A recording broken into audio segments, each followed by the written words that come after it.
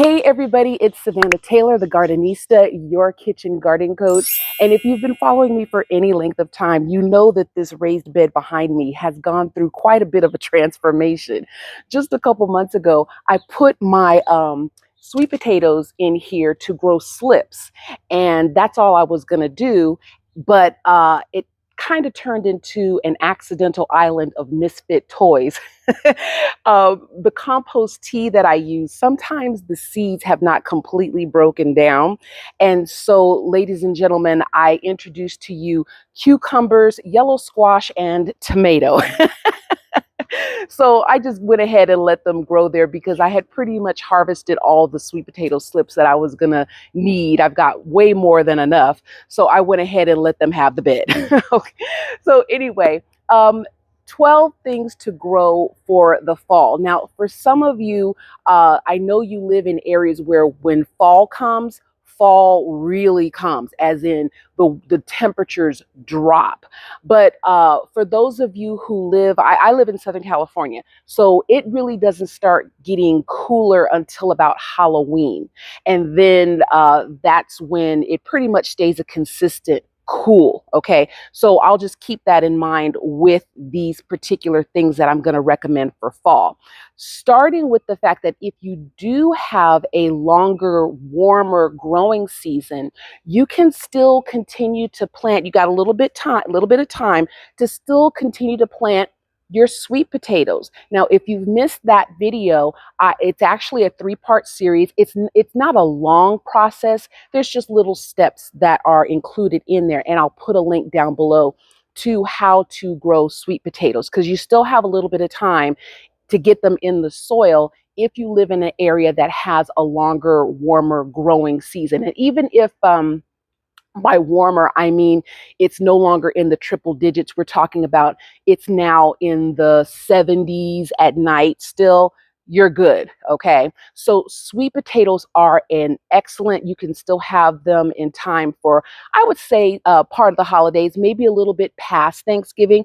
But if you like to have sweet potato pies like us for Christmas and New Year's and, all in between, you still have time. So sweet potatoes is definitely my first pick for something to plant for fall.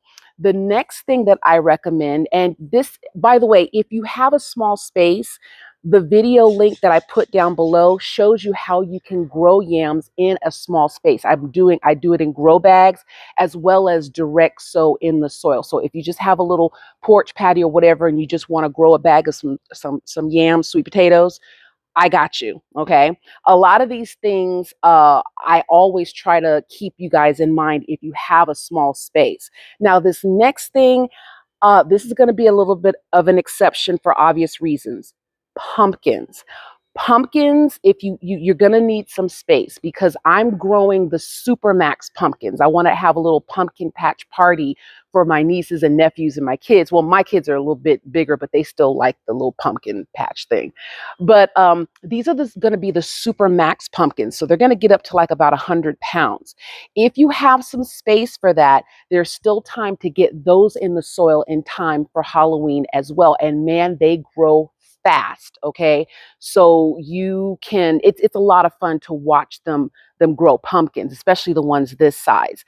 Make sure that the pack says Supermax, or Supermax pumpkins, because sometimes the pumpkin seeds that come will, if you're not careful, you'll just get those little white pumpkins. And unless you have some bomb recipes, it'll just be something kind of like a wah, but Supermax pumpkins. Okay, the next thing that you can grow for fall, one of my favorites, string beans. Now, string beans need a lot of water, and all of these things I've already grown. I'm putting links down below. String beans, just keep in mind, they need a lot of water. So if you are still planning on going on vacation, you're going to need somebody to make sure is going to be able to keep that soil moist, because string beans don't like dry soil.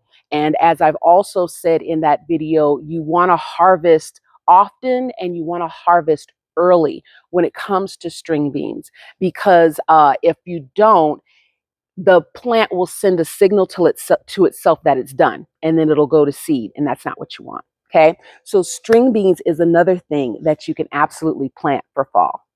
The fourth thing that you still have time to plant for fall is tomatoes. And again, this is for those of you where if you get past a little bit past October, the weather is still going to be in around the 70s, maybe dipping in the 60s, but mostly in the 70s. Um, Tomatoes don't do well in cold weather. So you want to make sure that tomatoes are growing in a nice, even keel temperature. It doesn't have to be triple digit hot, but it can't be frosty. Okay, it can't be like really cold. I wouldn't recommend like under 60 degrees to grow tomatoes. So if you know you've got a little time, weather-wise, tomatoes are a great thing to get into the soil now. If your temperatures are going to be dropping, you're in an area where your temperatures for fall are going to be dropping and they're going to be dropping fast. Collard greens. Collard greens are a wonderful cool weather crop. In fact, collard greens will be your best friend through winter because the colder it gets, in fact, snow actually makes collard greens more tender. So if you like collard greens, that is an excellent choice to grow for fall. Get those seeds in the soil now. And just like for those of you who might have some inclement weather and you might need to start your seeds indoors, that is definitely something you can start indoors. In fact, you can start most seeds indoors, but definitely just a little tip.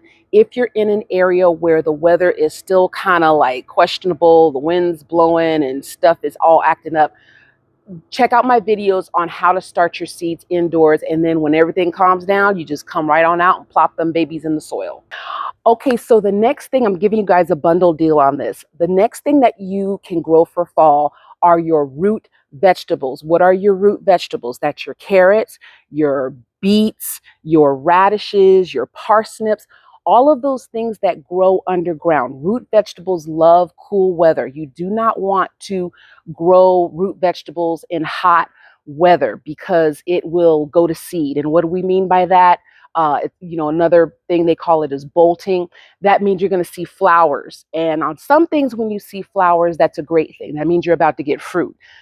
Not on root vegetables. If you see flowers on your root vegetables, that means it's done and it's about to go to seed and, to reproduce itself. So, root vegetables are another great thing to get in the soil for fall.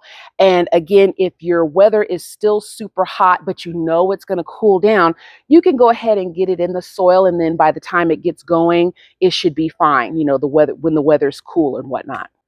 Number 7, the great thing to get in the soil for fall are your brassicas. What are your brassicas? Well, your brassicas are your things like your cauliflower and your broccoli. Those are great to get in the soil for fall because they love cool weather. But again, if you know your weather is going to be hot, you want to kind of hold off on that because they don't like hot weather either. They will bolt on you and go to seed, and that's not what you want. So brassicas, if you know by the time it gets going, your weather's going to be somewhere in the 70s or lower, you're good. Okay. So cauliflower and broccoli, your brassicas. Okay, and then here is another fun thing to get in the soil for fall is your cabbages. Now you can do the regular cabbage or you can do your Napa cabbage or you can do the Brussels sprouts. Those are all excellent things to get in the soil for fall because again, they love the cool weather and there's different varieties. So make sure that you follow. I don't think I've done a video on all the varieties. I think I've only done cabbage where you regrow it from kitchen scraps. So I'll have to do another video on that. But go ahead and make sure you read on the back of the package, how to sow, how long it's going to take for that particular variety of cabbage to grow. Okay. But again, fall is the time to get your cabbage seeds in the soil if you want some good coleslaw.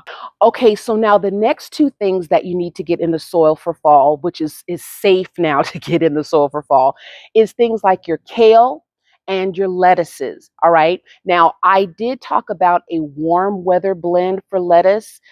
For the hot season, because lettuce and those tender leafy green things usually they don't do so well in hot blazing sun. So now that the weather is going to be calming down a bit, it's safe to go ahead and get things like I said, your kale and your lettuce in the soil if you want to start a little salad bowl. Now, if you saw my video on the green stalk, I'll put a link down below. The green stalk is a great thing to use to grow a little salad bowl. You can grow all kinds of variety of lettuce all up and down that green stalk. Or, of course, you can do it in a raised bed. All right. But now is the time you can get your lettuce in the soil. It grows pretty quickly, so it should be really fun to watch. Again, hot weather, not good for lettuce and those tender leafy greens, too hot.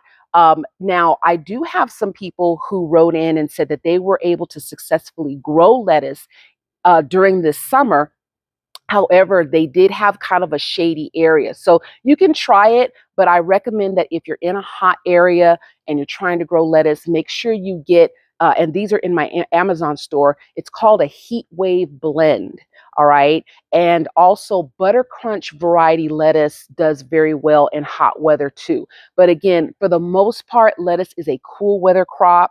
And that's what I recommend. But hey, some of you have some enchanted gardens out there. So go for it and let me know if you were successful.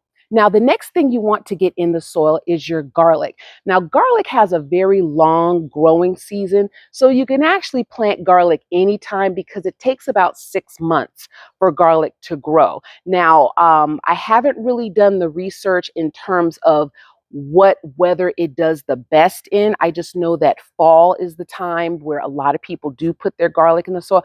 I put my garlic in the soil all throughout the year because it acts as a great natural pest control. But fall is the time to get it in the soil and plug it around your garden. You'll get a nice, like I said, a nice little natural organic pest control from garlic. I like to plant it next to my tomatoes because garlic has a way of infusing your tomato vine with a very deep, rich flavor that you're not going to get. Well, it's hard to replicate that any other kind of way. So if you're growing tomatoes, plug a little garlic next to your tomato vine, and you're going to notice a huge difference. I have a video for that. I'll be sure to put a link down below because growing garlic is super, super easy. When you see it sprouting on your countertop, plug it in the soil. Done, right? It's awesome. Okay, and the last thing to get in the soil for fall is your cucumbers. Now, cucumbers are a cool weather crop. I have tried to grow cucumbers during the summer because I've seen some people successful at it. I haven't been so successful at it. And then again, it has been very, very warm here in Southern California. We've been having triple digit heat. So I noticed that my cucumbers do much better in cooler weather. So if you love cucumbers in your salad or for whatever you, a lot of you, I know you like to put it in your water and whatnot. Now is the time to get in the soil for a nice little bumper crop. And I would plant a lot. I would plant maybe 10 cucumber seeds so that you can get a nice little bumper crop harvest, even if you have a small space. For all of these, get the 20-gallon grow bag, and you can do a lot with a 20-gallon grow bag. If you're growing something that's going to vine up or needs to, trellis up or whatever, get a tomato cage, really inexpensive, and you can plop that baby on your patio, porch, or balcony and grow quite a bit of food. And for example, this raised bed behind me is about little less than my arm span. And I'm a pretty much of a tall girl. However, I'm growing a ton of food back here. I mean, just look at this. This is a lot of food. So again, small spaces. The only exception, like I said, are the pumpkins, but everything here that I've pretty much mentioned, you can grow in a small space. So if you have any questions, be sure put them down below. That's all I have for you. If you have some other suggestions of things that you've grown for fall, let me know what you're growing and we'll talk about it. Okay. But until next time, when we grow something else, I'll see you then.